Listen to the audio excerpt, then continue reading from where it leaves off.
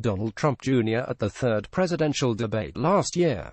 Josh HanerThe, New York Times, Washington. Donald Trump Jr. had multiple conversations during the 2016 presidential campaign with WikiLeaks, the anti-secrecy group that last year released a trove of Democrats' emails, according to 4 congressional officials. Mr. Trump, the president's son, in recent weeks handed over Twitter messages he exchanged with WikiLeaks to several congressional committees investigating Russia's attempts to disrupt the election, according to the officials. In September, Mr. Trump acknowledged in a closed-door interview with the Senate Judiciary Committee that he had corresponded with the group during the campaign, the officials said. The correspondence, which began weeks before the November 8, 2016, election and continued through much of this year, is the second time it has been publicly revealed that Mr. Trump communicated with people and organizations with ties to the Russian government who were trying to undermine the presidential campaign of Hillary Clinton. In July, the New York Times reported that Mr. Trump met with Russians in June 2016 who said they had damaging information on Mrs. Clinton, and that the information was part of the Russian government's support for Mr. Trump. Mr. Trump on Monday night released several screenshots of his messages with WikiLeaks. His lawyer, Alan S. Futifers, said the documents were selectively leaked among the thousands that have been turned over to congressional investigators. We can say with confidence that we have no concerns about these documents, and any questions raised about them have been easily answered in the appropriate forum, Mr. Futifers said in a statement. By publishing thousands of emails, American intelligence agencies believe WikiLeaks was acting as a conduit for Russian operatives.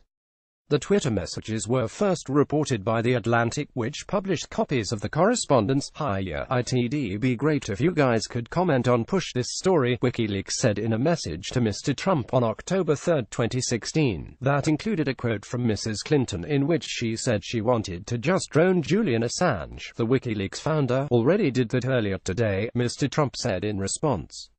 "It's amazing what she can get away with." In a message a week later, WikiLeaks asked Mr. Trump to have his father tweet a link to a site where users could search through emails from Democrats. "There's many great stories the press are missing and we're sure some of your followers will find it," WikiLeaks said, adding that the group had just released more emails stolen from Mrs. Clinton's campaign chairman, John D. Podesta. Mr. Trump did not respond. 15 minutes later, however, his father tweeted very little pickup by the dishonest media of incredible information provided by WikiLeaks. Said dishonest rigged system. Mr. Assange said on Twitter that he could not confirm whether the group had corresponded with Mr. Trump. WikiLeaks loves its pending publications and ignores those who ask for details, Mr. Assange said, adding that thousands of people had asked the group about the emails it had published.